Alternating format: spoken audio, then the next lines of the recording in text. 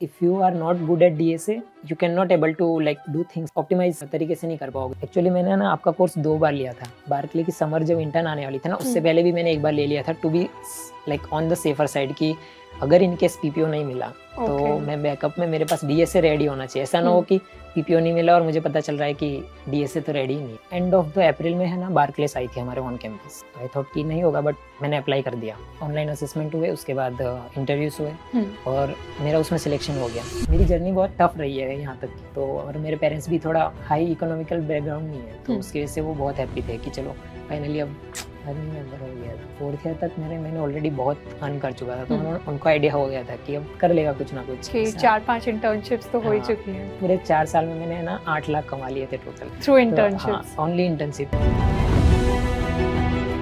Hi everyone, and today we're going to interview Devesh. Devesh is our Alpha Batch student जिन्होंने अभी तक multiple offers crack किए हैं, including in companies like Barclays and 2 HFTs with the highest package of 30+ LPA. इसके साथ में उन्होंने कई सारी unpaid plus paid internships भी की हैं, जिन्होंने उनको extensive development based experience दिया है. So today we are going to know about Devesh's entire tech placement preparation journey. So Devesh, tell us about yourself. My name is Devesh Vankar. I have recently graduated from IIT Guwahati. My branch was computer science engineering and I got multiple offers. So finally I have taken the new markets as a C++ developer. Good. Congratulations. Yeah.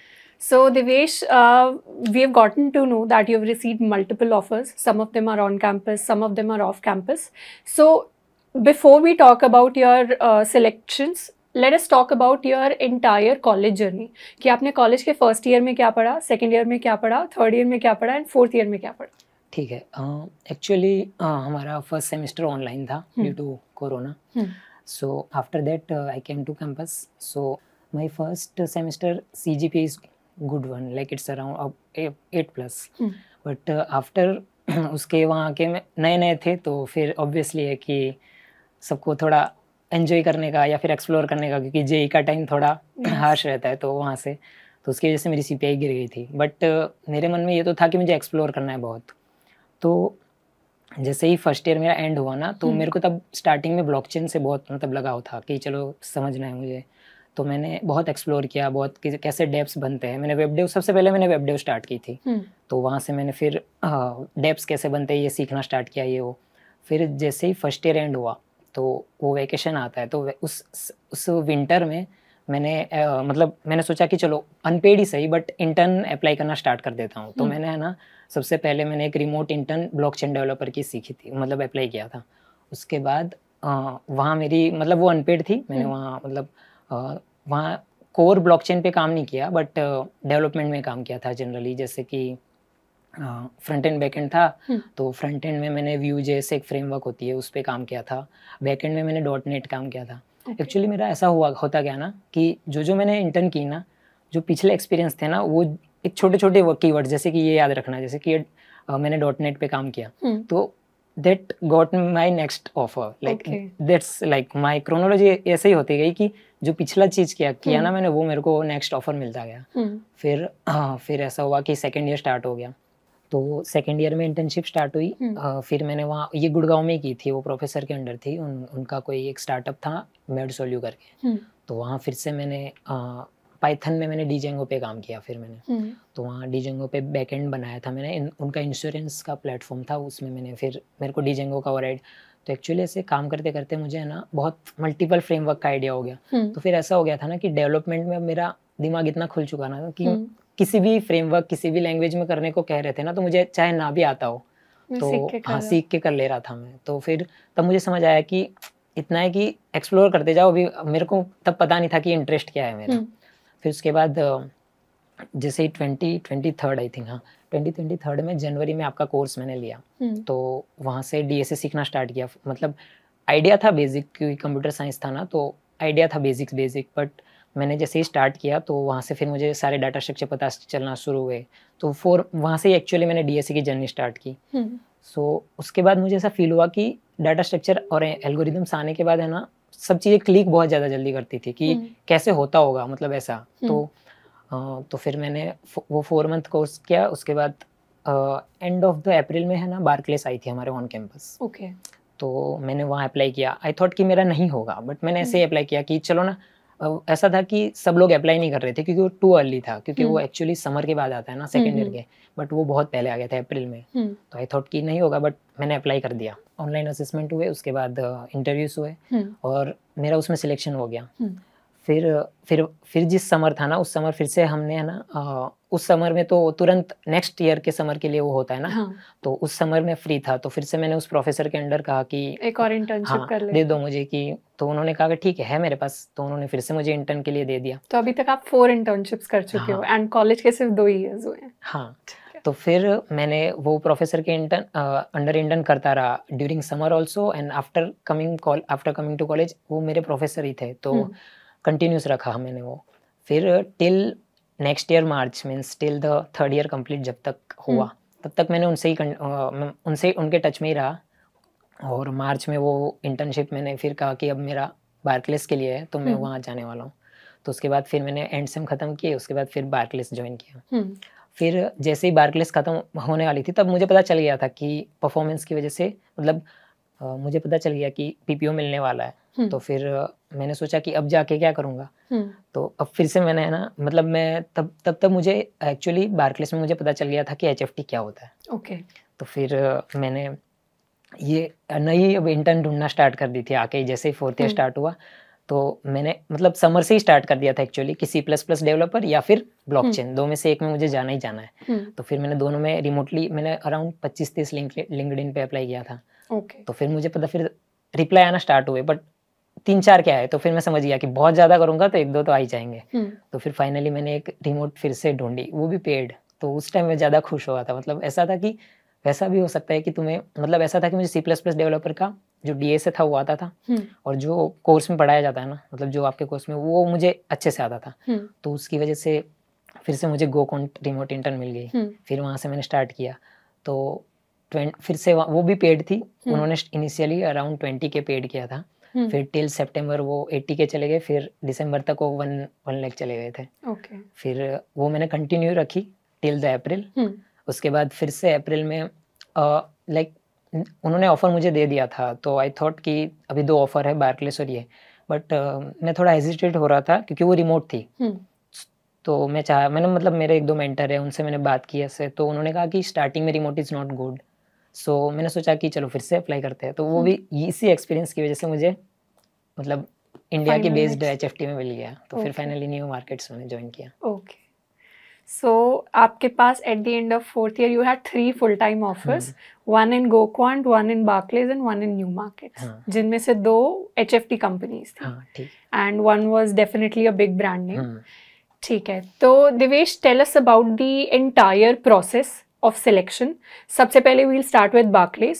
Tell us the entire selection process of Barclays की क्या CGPA criteria था शुरुआत में, since it came on campus, क्या branch requirement थी, उसके बाद कितने rounds हुए, and हर round के अंदर क्या क्या पूछा गया? ठीक है, तो मतलब CGPA क्राइटेरिया उन्होंने इतनी रखी नहीं थी, बट एक्चुअली जब सबसे पहले रिज्यूमे शॉर्ट लिस्टिंग हुआ, तो उसमें पता चला कि 7+ CPI वालों का ही हुआ, तब मेरी 7+ थी, तो आई गॉट सिलेक्टेड। उसके बाद फिर सबसे पहले जो रिज्यूमे शॉर्ट लिस्ट हुआ उनको लिंक आई ऑनलाइन असेसमेंट की, तो फिर हमने वो हॉस्टल पे ही बैठ के दिया था, क्योंकि वो बहुत अर्ली था, तो ऑन कैंपस उनका कोई अभी आने का वो वैसा नहीं था कि ऑफलाइन हो।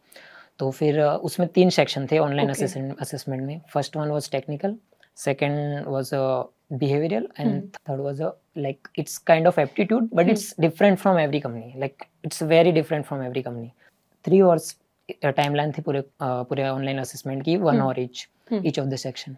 फर्स्ट राउंड DSA का था, उसमें 2 DSA के क्वेश्चन थे, और first one was on arrays and second one was on DP only. I don't remember exact question. उसके बाद जो मैंने बोला दूसरा सेक्शन बिहेवियर, वो जनरल बिहेवियर राउंड था, जो हर कंपनी का होता है, अमेजोन वगैरह बाकी सारी कंपनी का होता है वैसा सेम।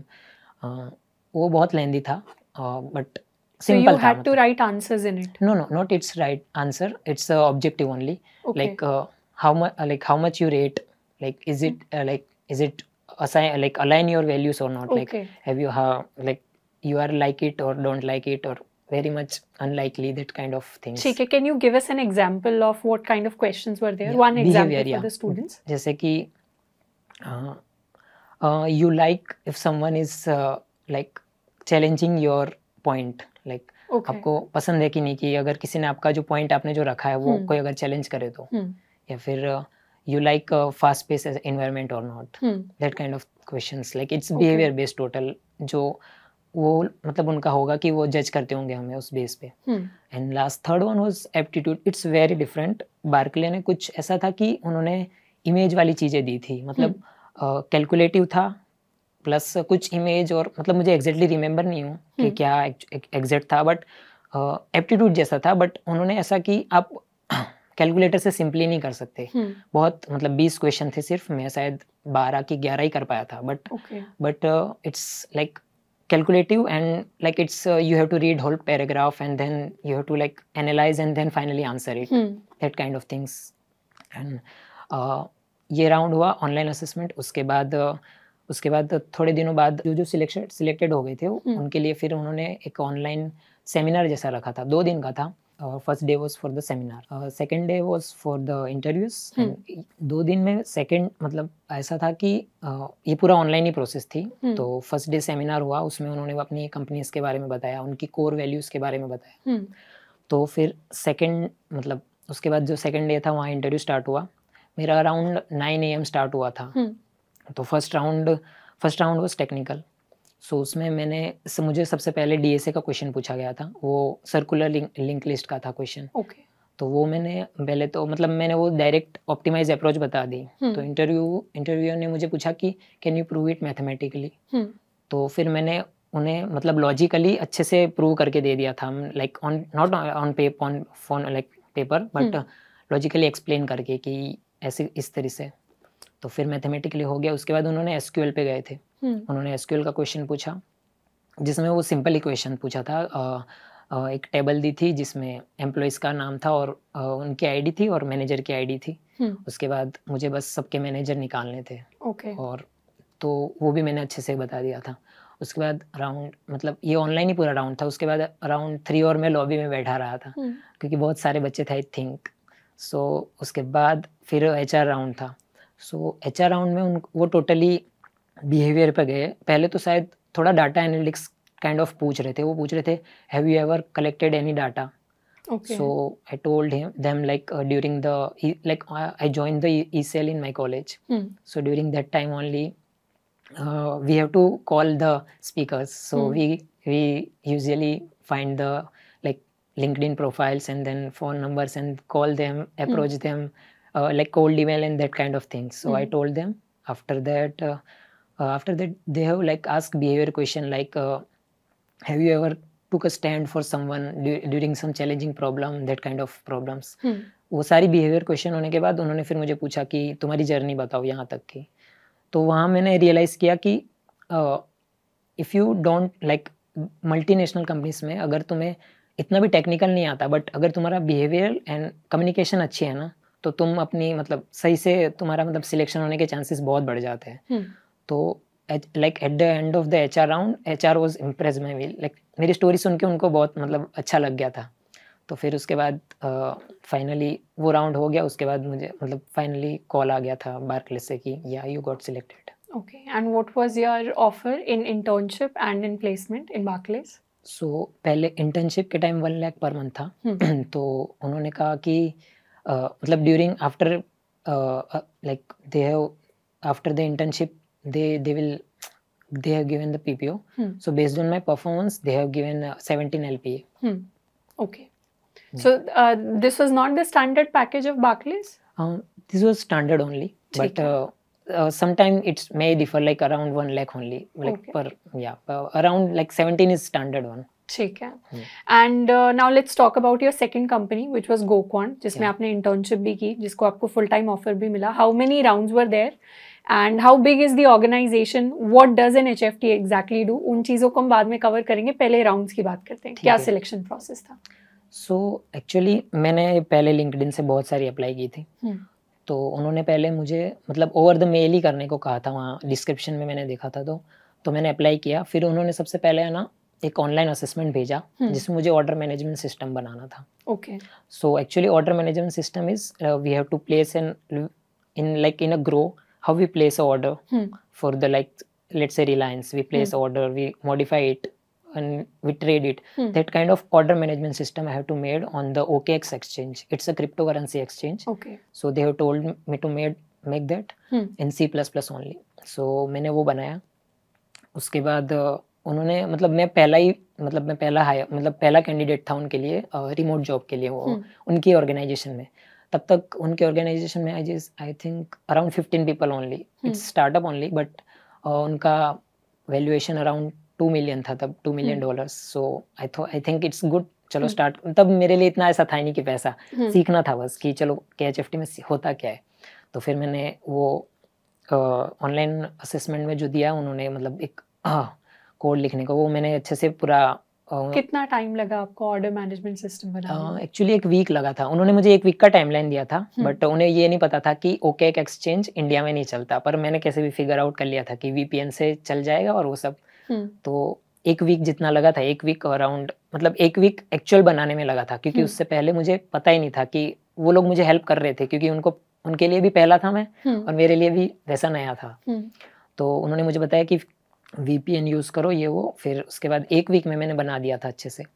फिर उसके बाद उनका कॉल आया कि अब इंटरव्यू होगा तुम्हारा. तो मैंने इंटरव्यू शेड्यूल करवाया. उसके बाद इंटरव्यू में उन्होंने डिटेल में C++ के बारे में पूछा. DSA नहीं पूछा इतना, बट C++ की लैंग्वेज के बारे में डिटेल में.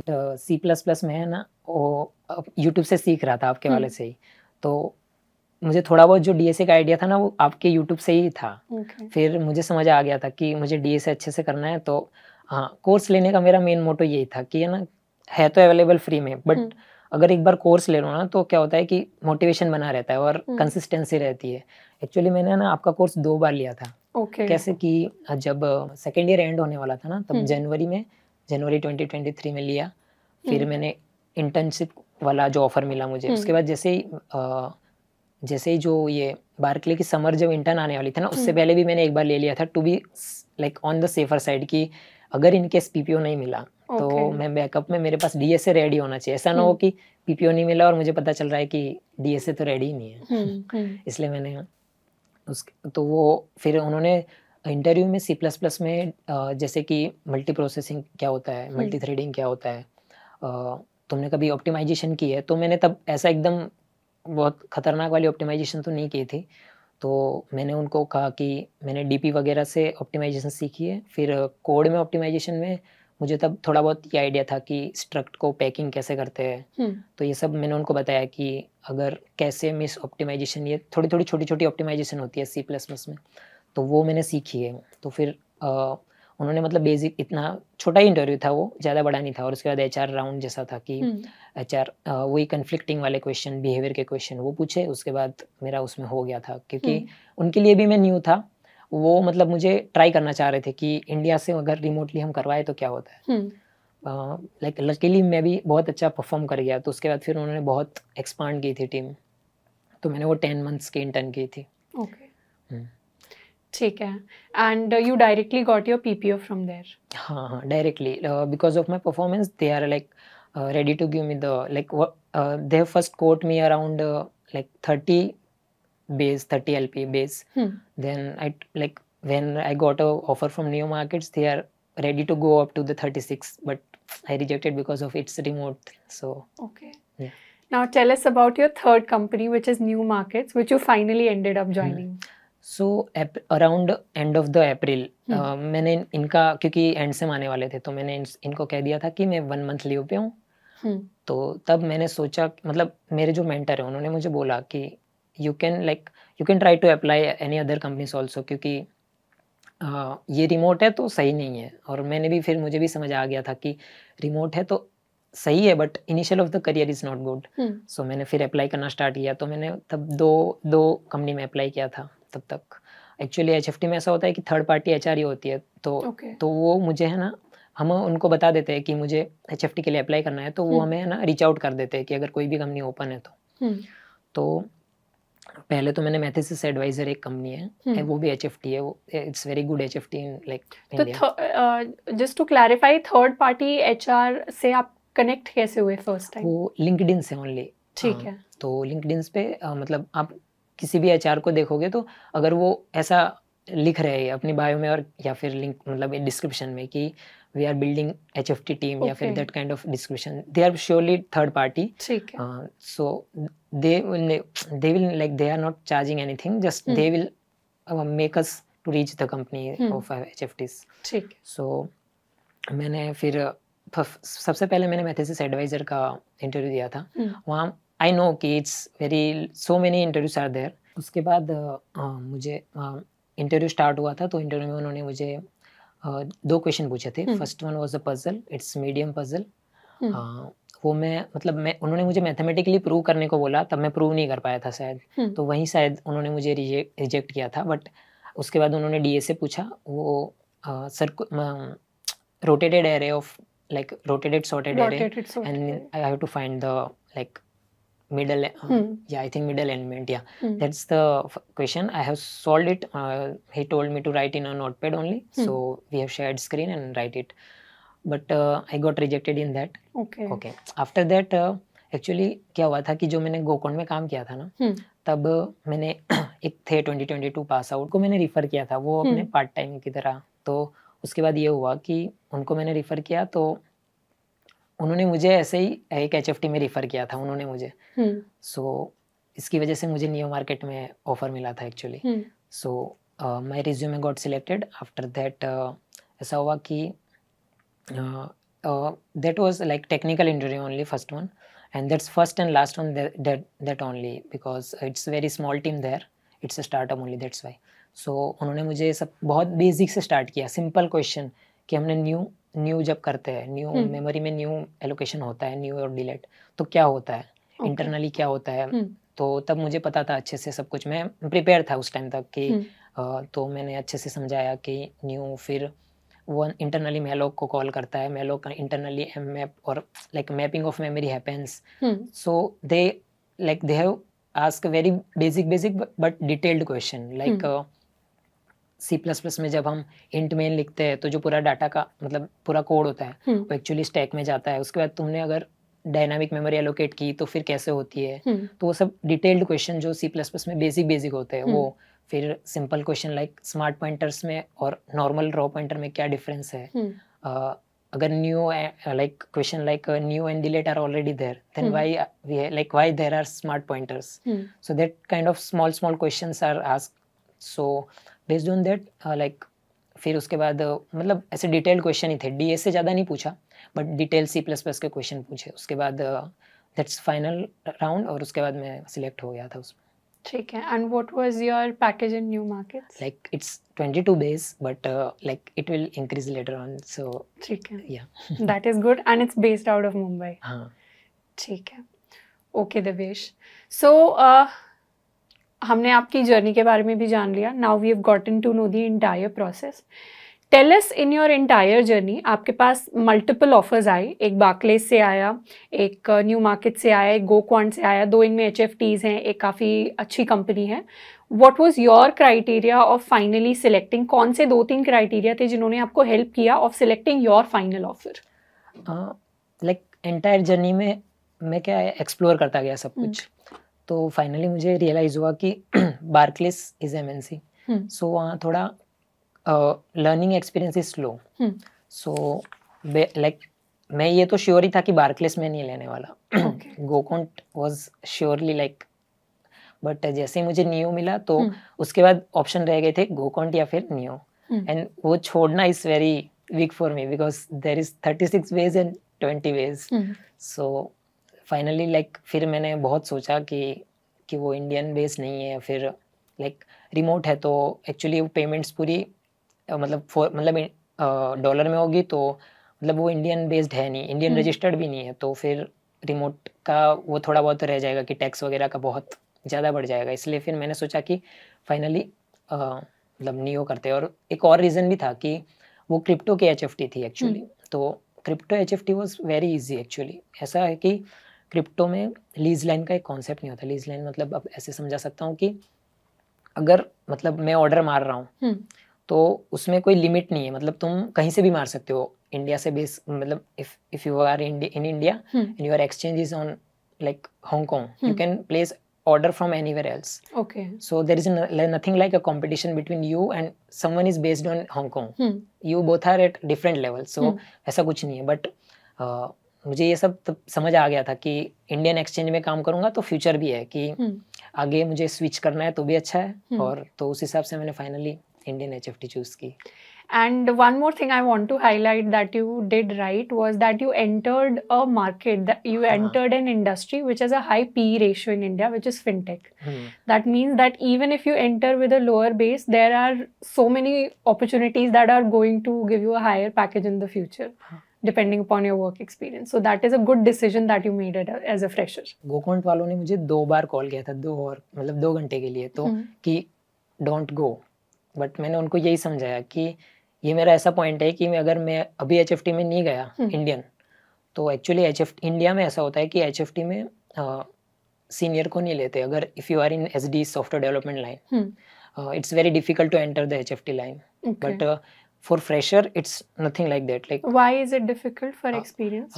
Like if you are in software development, the thing is कि यहाँ है ना बहुत चीज़ें ऐसी है जो सीक्रेटिव थिंग है, लाइक जैसे कि कैसे छोटी छोटी चीज़ें HFT में बहुत ऐसे कंपोनेंट है जो किसी को नहीं बताए जाते कि कैसे बनते हैं. तो जो सॉफ्टवेयर डेवलपमेंट की जर्नी है वो पूरी अलग है. वो मतलब ऐसा है कि तुम्हें वहाँ स्केलिंग करनी है, वो पूरा अलग है. But HFT is very different, it's optimization and like, तो वो जो नॉलेज है ना उसकी वजह से वो मतलब सीनियर्स को एक्चुअली जो मैं आपको मेंटर कह रहा हूँ ना वही है. मतलब उन्होंने कहा था कि उनको स्विच मारने में बहुत हार्ड हो गया था. एक्चुअली वो वालमार्ट में SD3 थे, मैं नाम नहीं कहूँगा, बट वालमार्ट में SD3 थे. उन्होंने बहुत साल वेट किया कि हो जाए, फिर उन्होंने कैसे भी करके रिमोट काम करके फिर स्विच किया था. तो मतलब ऐसा है कि सॉफ्टवेयर डेवलपमेंट अगर आपका है ना एक्सपीरियंस, तो जनरली प्रीफर नहीं करते हो HFTs. ये इधर यू आर अ फ्रेशर और you should have like experience in HFT only. Okay, alright, ठीक है. तो अपनी पूरी जर्नी में आप ये बताओ कि DSA का क्या रोल रहा, डेवलपमेंट का क्या रोल रहा, एंड एप्टीट्यूड, क्वांट एप्टीट्यूड का क्या रोल रहा? सो DSA बहुत इंपॉर्टेंट है एक्चुअली. अभी भी जब मैं C++ में एप्लीकेशंस डेवलप कर रहा हूँ, जो भी छोटे छोटे कंपोनेंट, तो वहाँ मतलब if you are not good at DSA you can not able to like do things optimize तरीके से नहीं कर पाओगे. जैसे कि सिंपल है कि अभी आपको मतलब छोटी सी चीज़ है, जैसे कि मेरे को मैप में कुछ स्टोर करना है या फिर सेट में कुछ स्टोर करना है, वो अगर अच्छे से DSA नहीं आता ना तो आप नहीं कर पाओगे.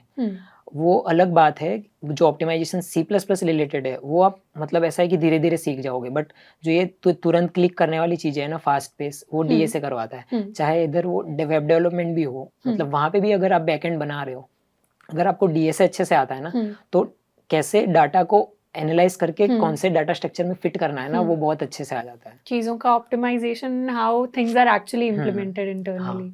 तो उसके वजह से मतलब डाटा को कौन से डाटा स्ट्रक्चर में डालोगे वो बहुत इजीली आपको पता चल जाता है, और किस तरीके से एकदम फास्ट डेवलपमेंट हो जाएगा वैसा. नहीं तो फिर आप वही करोगे कि ढूंढोगे कि कैसे बेस्ट होगा. तो DSA is must thing, like वो अगर आता है तो आपके लिए कोई भी ऐसी फील्ड नहीं होगी जो ऐसा थोड़ा ईजियर नहीं बन पाएगा सब चीज़ें. उसके बाद आपने कहा था कि development and quant aptitude. Development आपको है ना एक्चुअली डेवलपमेंट फाइनली किसी भी फील्ड में हो, SD हो, HFT हो या फिर कोर वेब डेवलपर हो, आपको एक्चुअली ऐसा है कि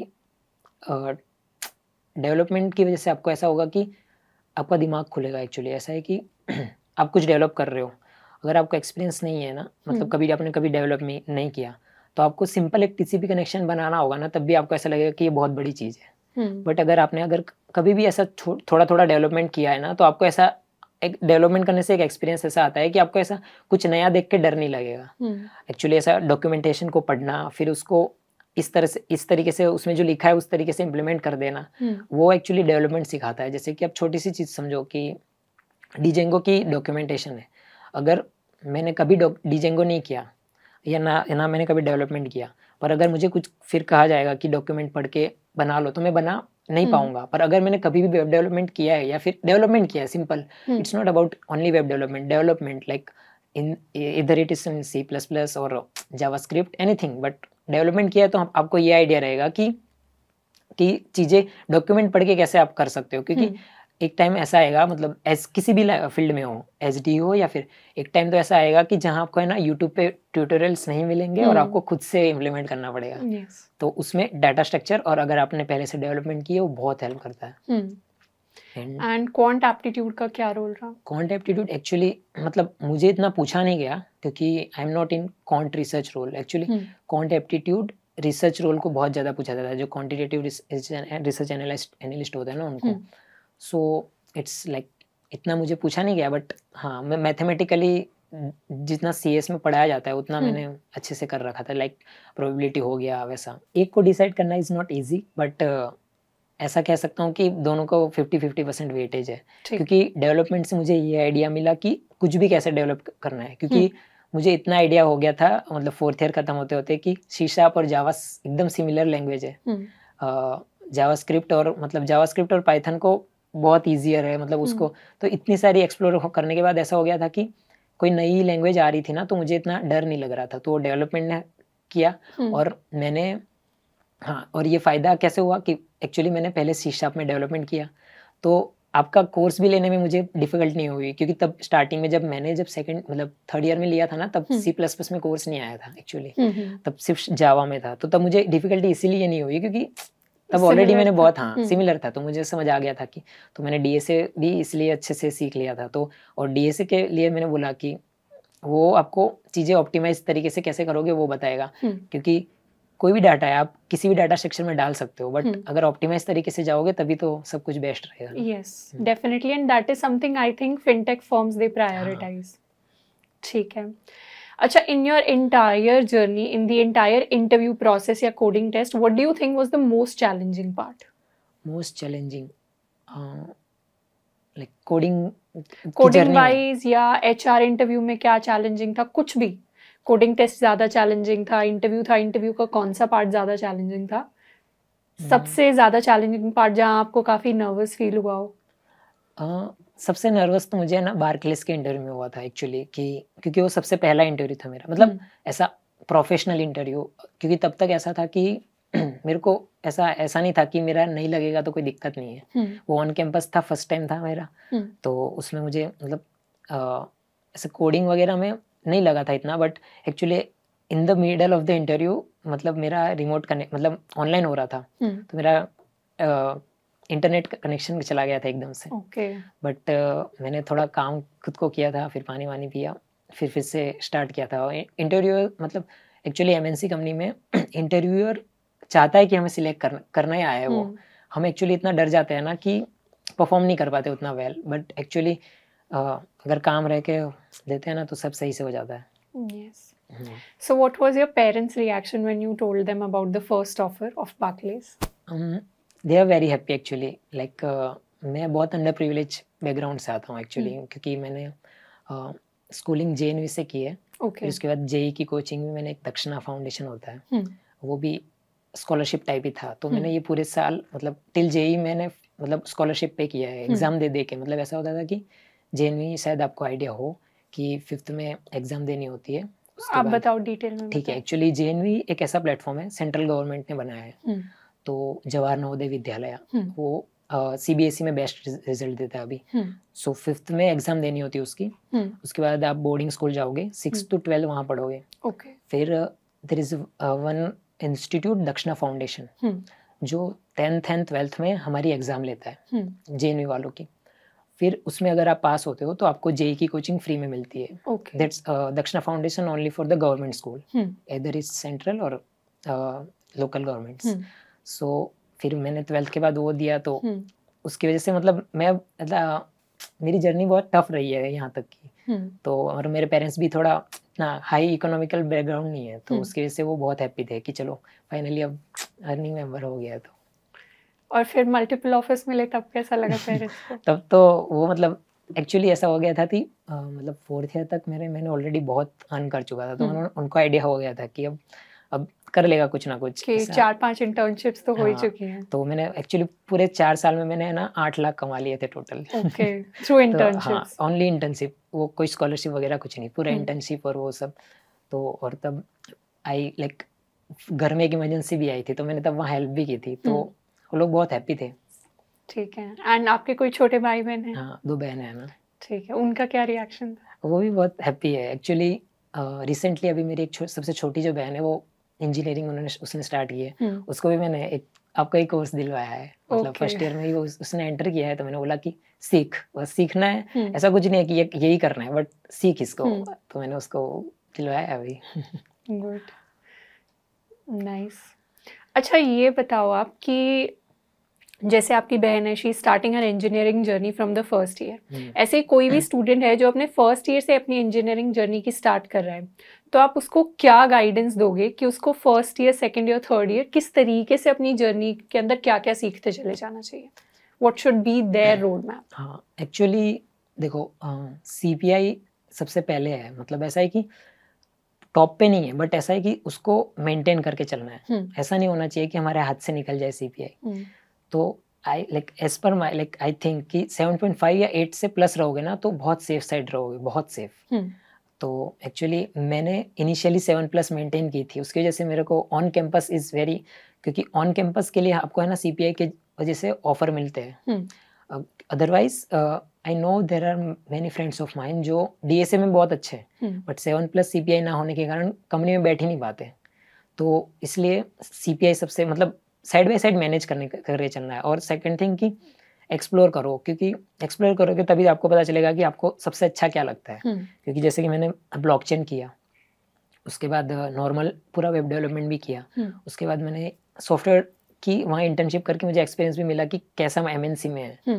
उसके बाद फाइनली मुझे पता चला कि I love optimization things, like infra बनाना मुझे पसंद है, तो फाइनली मैंने वो चूज़ किया। तो वैसे ही एक्सप्लोर करोगे तभी पता चलेगा कि क्या क्या है एक्चुअली मार्केट में। जैसे कि मैंने बहुत सारी चीज़ें नहीं भी की, जैसे कि AI ML है, तो वो कर सकते हो, बट ऐसा है कि एक चीज़ को एट अ टाइम लेके स्लोली करते जाओ, आपको कुछ ना कुछ तो है। और हाँ, ये है कि ऐसा कभी नहीं होगा कि आपने जो सीखा ना वो कहीं काम ना आए। मेरे को जैसे कि सारे ऑफर ऐसा, मतलब पुरानी वाली चीजें जो सीखी हुई हैं उसके बेसिस की वजह से न्यू मार्केट्स मिला, तो वो ऐसा ही है कि एक एक करके ऑफर, तो ऐसा है कि सीखो, बस कि सीखा हो, ऐसा कभी नहीं होगा कि नहीं कहीं काम ना आए। तो ऐसा है, तो वही है, इस तरह मतलब एक एक करके करते जाओगे, और मतलब सारी चीज़ें एक्सप्लोर करोगे तो अच्छे से सारे मतलब आइडिया लगेगा, और आपको पता चलेगा कि बेस्ट क्या है आपके लिए। ठीक है। अच्छा, in your entire journey did you make any mistakes जो अगर आपको दोबारा चांस मिलेगा सारी चीज़ें प्रिपेयर करने का तो आप नहीं करोगे? हाँ, एक्चुअली रिसेंटली ही मेरी कंपनी में हायरिंग चल रही थी इंटर्न्स के लिए, तब मैंने उनके रिज्यूमे देखे, तो पता चला कि बहुत सारी चीज़ें मैंने मिस की है। ओके। तो जैसे कि CPI तो चलो है ही, मेरी कम होगी आखिर तक, तो वो मैंने एक्चुअली क्या हुआ, वो मैंने बोला ना हमारा फर्स्ट सेमेस्टर ऑनलाइन था, उसकी वजह से वो ऐसा पाइल होता गया, मैंने ध्यान नहीं रखा। मैं इतना खो गया था सब, मतलब सिर्फ इसमें नहीं, मतलब ऐसा ECEL वगैरह, मतलब बाकी भी बहुत सारी एक्टिविटीज़ की थी, तो सोसाइटीज ज्वाइन करना, तो उसकी वजह से मुझे पता ही नहीं चला कि कभी मतलब गिरता जा रहा है CPI। बट कोई नहीं, चलो वो एक है कि CPI में करता सही से। और सेकंड थिंग कि कोर चीज़ें सीखना इज़ वेरी गुड थिंग, मतलब जैसे कि आपको ये पता है कि आप जावास्क्रिप्ट में एक सर्वर और क्लाइंट कैसे बना लोगे, बट आपको अगर TCP कनेक्शन या फिर TCP से सर्वर क्लाइंट बनता है, इस सबके कॉलेज में सिखाया जाता है। TCP मतलब अगर CS हो ब्रांच, कंप्यूटर नेटवर्किंग में, तो कंप्यूटर नेटवर्किंग में सबको सिखाया जाता है, बट उसकी जो डिटेलिंग थिंग है ना, एक एक छोटी छोटी चीज़ें, और उस पर बनते हैं ना जो चीज़ें, प्रोजेक्ट जो कोर कंप्यूटर साइंस में है ना, वो अगर बनाने को मिलते हैं ना, तो वो बहुत मतलब बहुत हेल्प करते हैं, चाहे SDE की जर्नी हो या कोई भी। बट वो मैं मिस करता हूँ कि मैंने वो नहीं बनाए एक्चुअली। ठीक है। I think this is also something that I realize when I worked at Microsoft, because I was working on Linux operating system. तो उस टाइम पे मुझे रियलाइज हुआ था कि ऑपरेटिंग सिस्टम में कितनी सारी चीज़ें थी सीखने के लिए, जो शायद कॉलेज में जब सब्जेक्ट पढ़ाया जा रहा था तब उतना हम ध्यान नहीं देते। तो यस, समथिंग वेरी गुड। अच्छा, वैसे तो आपने काफ़ी इंटर्नशिप्स कर ली थी कॉलेज के अंदर, बट फिर भी गिव अस एन आइडिया कि आपके रेज्यूमे के अंदर आपने किस तरीके के प्रोजेक्ट्स मेंशन किए थे? ठीक है, जब मैंने ब्लॉकचेन वाली इंटर्न कर रहा था, उससे पहले मैं ब्लॉकचेन के प्रोजेक्ट्स डाले थे, जैसे कि मैंने Web3.js लाइब्रेरी यूज़ की थी, जो जावास्क्रिप्ट की एक लाइब्रेरी है जो डेप्स बनाने के लिए यूज़ होती है, जो एक्चुअली कोर ब्लॉकचेन के कॉन्ट्रैक्ट्स को फ्रंट एंड या बैक एंड से कनेक्ट करने में हेल्प होता है। तो वैसे एक थोड़े बहुत प्रोजेक्ट थे, वो बहुत अच्छा था एक्चुअली। वो इतना मतलब फिर उसके बाद मैंने जब बार्कलेस अप्लाई करना था मुझे, तब मैंने सोचा कि एक लाइव प्रोजेक्ट बनाते हैं। मतलब एक्चुअली मैंने है ना, एक मेरे अंकल के बेटे हैं, उनकी एक वेबसाइट बना के दी थी, जो मतलब एक्चुअली कैब्स के लिए, कैब बुकिंग के लिए वडोदरा में ही बेस्ड है। तो वैसा एक लाइव प्रोजेक्ट रखा था, उसकी वजह से बार्कलेस वाले थोड़े इम्प्रेस हुए थे। तो आई थॉट कि अगर यूनिक में जैसे कि आप वेब3 प्रोजेक्ट्स हो गए, वैसे प्रोजेक्ट होता है ना तो ज़्यादा अट्रैक्ट करते हैं एचआर को, and live project is must. वो सिंपल था, उसमें कुछ नहीं था, वो एक स्टैटिक वेबसाइट थी जो मेरी कैब्स फॉर यू करके वेबसाइट थी, जो मैं आपको कह रहा हूँ कि कैब्स के लिए बनाई थी। सिंपल थी, it's just attractive front end, and anyone wants to go to the Statue of Unity like nearby Vadodara things, book directly, they can book and call. ठीक है, क्या टेक स्टैक यूज किया था आपने? मैंने सिंपल बैकएंड में forms की data structure save करने के लिए Django किया था, और फ्रंट एंड के लिए Next.js रखा था मैंने। ओके। तो मतलब वो था सिंपल। तब मुझे आइडिया लगा कि मतलब इंटरव्यूअर ये नहीं चाहता कि मतलब कुछ बहुत हाई-फाई टेक्नोलॉजीज, लेटेस्ट फ्रेमवर्क्स आए, बट कुछ यूजफुल प्रैक्टिकल आपने बनाया हो। तो वो उसके बाद जब बार्कलेस के बाद मैंने जब ये HFT के लिए अप्लाई करना था, तब मैंने मतलब गोकॉन्ट का तो ऐसा कुछ था नहीं स्पेसिफिक, बट सेम रेज्यूमे दिया था। बट उन्होंने टोटली वो जो ऑनलाइन असेसमेंट दिया था ना, उसके बेस पे ही उन्होंने जज किया था। बट ड्यूरिंग नियो मार्केट्स उस टाइम तक तो ये एक्सपीरियंस था एक, और जो इन्होंने ऑनलाइन असेसमेंट दिया था वो मैंने एक अच्छे से ऐड किया था। उसके बाद मैंने एक अच्छी चीज़ बनाई थी, एक मतलब लॉगर बनाया था एक अच्छा, जो एक्चुअली वो प्रोजेक्ट कैसा था और डिटेल में बताता हूँ। हम जब लॉग करते हैं तो कौन सा तरीका है, एक तो फाइल में सीधा लॉग करो, ठीक है। अभी ये बहुत टाइम टेकिंग है, तो मैंने क्या मतलब ये मैंने ऑनलाइन ही कहीं से आइडिया लेके बनाया था। तो उसमें ऐसा था कि वो पहले शेयर्ड मेमोरी में लॉग करता है, there is continue other process जो कंटिन्यूसली वो शेयर्ड मेमोरी से रीड करता रहेगा, ताकि जो मेरी लॉगिंग की टाइम है वो बहुत कम हो जाए, क्योंकि शेयर्ड मेमोरी में राइट करने के अराउंड बहुत कम टाइम लगता है कंपेयर टू फाइल। सो वैसे एक लॉगर बनाया था, बस 2 प्रोजेक्ट्स थे, उससे मतलब अच्छा खासा। ठीक है। एंड लॉगर को आपने कौन से टेक स्टैक में? C++ में बनाया था। ठीक है। अच्छा, when you gave your interviews or when you were doing your maybe internship selection or placement selection preparation, was there any unique strategy जिसको आपने यूज़ किया था कि ये एक unique strategy है मेरी, जो मैंने दिमाग लगा के डिवाइस किया और इसने हेल्प किया? एक्चुअली मैं क्या करता था, मैं ये लिंक्डइन पे अप्रोच करता था सबसे पहले, जो उस फील्ड में है, उनसे पूछता था मतलब ऐसा कुछ है जो आपको कहना है, तो ऐसा मतलब फीडबैक बेसिकली, कि ये तुम कर सकते हो, कि ये कर सकते हो, ऐसा मैं मतलब ट्राई टू फाइंड कि कुछ ऐसा कोई ऐसा बता दे जो एक्चुअली मार्केट में वो पूछते हो इंटरव्यू में। जैसे कि मैंने जो अगर मान लो कि कहीं से मैं किसी को रेफरेंस मांग रहा हूँ, तो उनको पता होता है कि इंटरव्यू में एक्चुअली कैसे पूछते हैं, क्या क्या पूछते हैं। तो पहले तो मैं उनसे पूछ लेता था। सेकंड, ChatGPT हमारे टाइम तक आ गया था, तो मैं ChatGPT को पूछता था कि करंट मार्केट में एक्चुअली क्या क्या पूछते हैं। जैसे कि ये सिंपल जो है कि स्मार्ट पॉइंटर और न्यू मेलोक में क्या डिफरेंस है, वो भी ChatGPT ने मुझे बताया था। अब वो एक्चुअली किसी ने बताया नहीं क्वेश्चन, बट मुझे वही पूछा गया। तो एक्चुअली AI इतना मतलब जो मतलब AI की वजह से हेल्प मिल जाती है इंटरव्यू प्रिपरेशन में, तो वो एक सेकंड हेल्प लेता था, और बस यही मतलब ज़्यादा से ज़्यादा। ठीक है। तो basically you shared your resume, your profile, and उसके बेसिस पे you got a lot of feedback, and feedback से आपने नई नई चीज़ें सीखने की कोशिश की। ठीक है। अच्छा, now that you are a working software engineer in the industry, tell us what do you think is the role of AI, what is the impact जो AI आज की डेट में इंडस्ट्री पे डाल रहा है? आपको क्या चेंजेस या नई चीज़ें दिख रही हैं in terms of AI in the industry? देखो, AI से रिलेटेड एक्चुअली जैसे कि MNC होती है ना, जैसे कि बार्कलेस की बात करता हूँ, बार्कलेस में AI अलाउड ही नहीं था। मतलब डाटा प्राइवेसी की वजह से वो टोटली ब्लॉक रखते हैं। उनका इन हाउस अभी तक बन गया हो तो शायद हो सकता है, बट तब तो नहीं था। मतलब तो ऐसा है कि जहाँ डाटा प्राइवेसी है वहाँ अभी AI एंटर करना इज़ वेरी हार्ड, क्योंकि वो मतलब अभी AI से रिलेटेड कोई रेगुलेशन नहीं है, तो हम कभी कुछ नहीं कह सकते कि कितना डाटा हमारा जा रहा है और कितना रुक रहा है। तो कंपनीज कभी अलाउड नहीं करेगी। बट लाइक जहाँ अभी मैं काम करता हूँ वहाँ भी AI अलाउड है, बट कितना भी कर लो, मतलब ऐसा है कि वो डेली टास्क में आपको हेल्प कर सकता है। जैसे कि बेसिक थिंग्स लाइक एक छोटा सा कोड है, मुझे उसमें डिबगिंग्स बहुत सारे स्टेटमेंट डालने हैं, तो मैं खुद से नहीं लिखूंगा। जैसे कि सी आउट कितना लिखूंगा, तो मैं उससे कहूंगा वो मेरे से ज़्यादा अच्छी डिबगिंग वाली सी आउट डाल देगा। तो ऐसे छोटे छोटे टास्क जो डेली टास्क है ना, उसके लिए बहुत फास्ट, मतलब वो फास्ट डेवलपमेंट अपना फास्ट कर देता है। एंड सेकेंड थिंग कि जैसे कि डेवलपमेंट कर रहे हैं हम, पहले हम डॉक्यूमेंट्स रीड करते थे।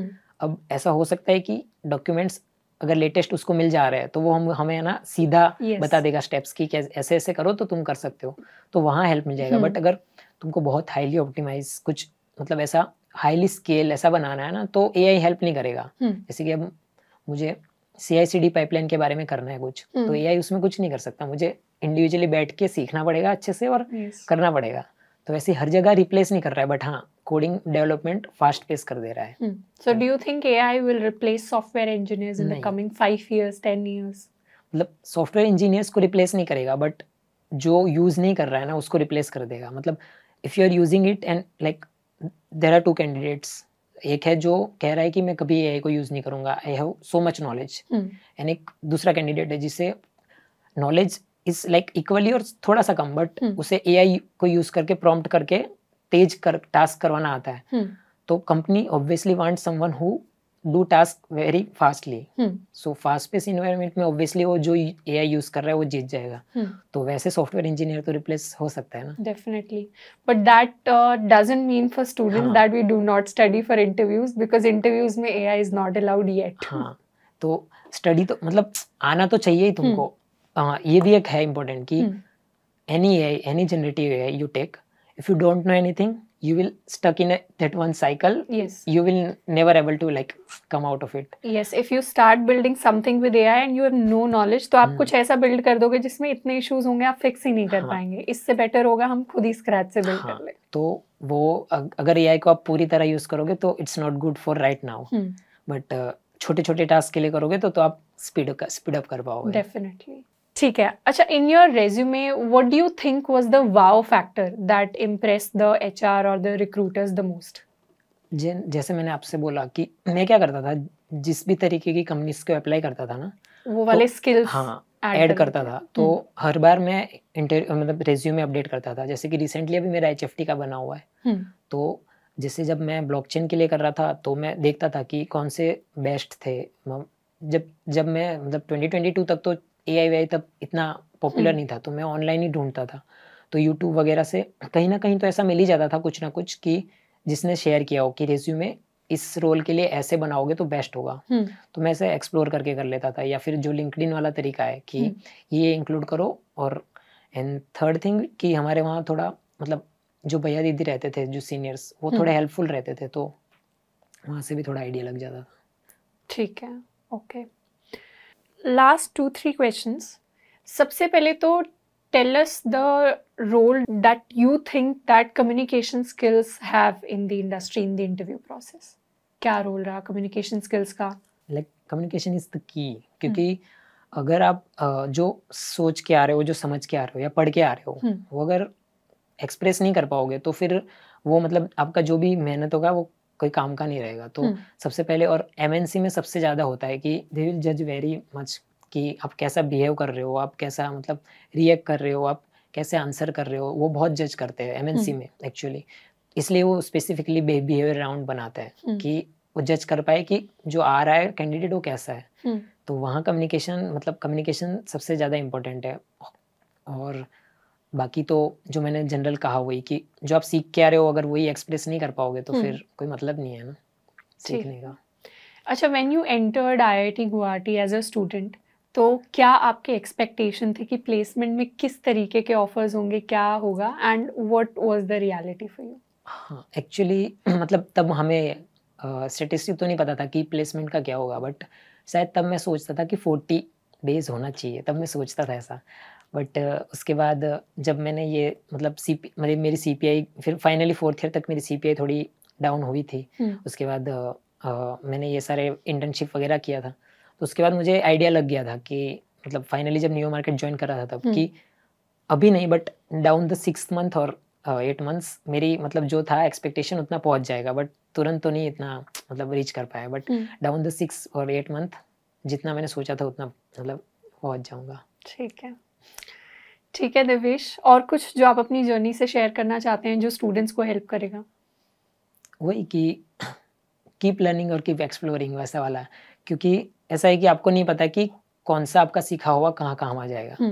मेरे साथ सच में ऐसा हुआ कि मैंने जो एक जगह सीखा वो नेक्स्ट वाले में बहुत ज़्यादा काम आया, कि उन्होंने इसलिए सिलेक्ट किया क्योंकि वो स्किल उनको दिख गई। जैसे कि अभी वाला जो भी है वो मैंने ऐसा नहीं सोचा था कि मैं HFT में जाऊँगा एक्चुअली। मैंने ऐसे सोचा था कि चलो अभी आ गए कॉलेज में तो रिमोट जॉब और एक करते हैं जिसमें कुछ सीखने को मिले। तो वही सोच के मैंने C++ लाइक डेवलपमेंट के हिसाब से सीखना स्टार्ट किया था। बट वो मुझे इतना हेल्प करेगा कि अभी सॉफ्टवेयर डेवलपमेंट से भी ज़्यादा अच्छी मतलब ऐसा है कि जो मेरे को ऑलरेडी जो ऑफर थे उससे बहुत ज़्यादा अच्छे ऑफर दिलाने लायक बन गया मेरे को वो स्किल्स की वजह से। तो ऐसा है कि कंटिन्यूस लर्न करते रहो, जितना भी आप लर्न कर पाओ, जितना मतलब जहाँ आपको अच्छा लगे वैसा। ठीक है, सो आई होप कि दिव्येश की जर्नी से हमें बहुत सारी डिफरेंट चीज़ें सीखने को मिली होंगी। I think the key take away for any college student right now is that you have to be a constant learner and in fact आपको प्रैक्टिकल चीज़ें सीखने की कोशिश करनी है। दिव्येश की जर्नी में सबसे बेस्ट चीज़ जो मुझे लगी कि उन्होंने एज अ कॉलेज स्टूडेंट बहुत सारी इंटर्नशिप्स की जाकर, इनफैक्ट डिफरेंट टेक्नोलॉजीज पे जाकर इंटर्नशिप की, जिससे उनका प्रैक्टिकल एक्सपीरियंस बहुत ज़्यादा बढ़ा एंड उसके साथ में हमारे जो रेज्यूमे है, हमारी जो प्रोफाइल है, उसमें लिखने के लिए चीज़ें ज़्यादा बनती हैं। इंटरव्यूज़ के अंदर हमारे पास टॉकिंग पॉइंट ज़्यादा आते हैं and we become in fact more knowledgeable about different stacks out there. हमारा डेवलपमेंट के ऊपर काफ़ी ज़्यादा पकड़ बनती है एंड DSA इज समथिंग जिसने उनको काफ़ी ज़्यादा हेल्प किया। तो काफ़ी सारी चीज़ें आई होप कि आज के इंटरव्यू से हम लेकर जाएंगे और अपनी भी जर्नी के अंदर इम्प्लीमेंट करेंगे। I wish you all the best for your tech placements and internships. आज के लिए इतना ही, मिलते हैं नेक्स्ट इंटरव्यू के अंदर। Till then keep learning and keep exploring. I'm in line with the stars, I'm in sync with the earth. 10 toes deep, flower child from the turf. I never switch sides, like even when I die, I'ma ride for the squad, let her ties in the hearse.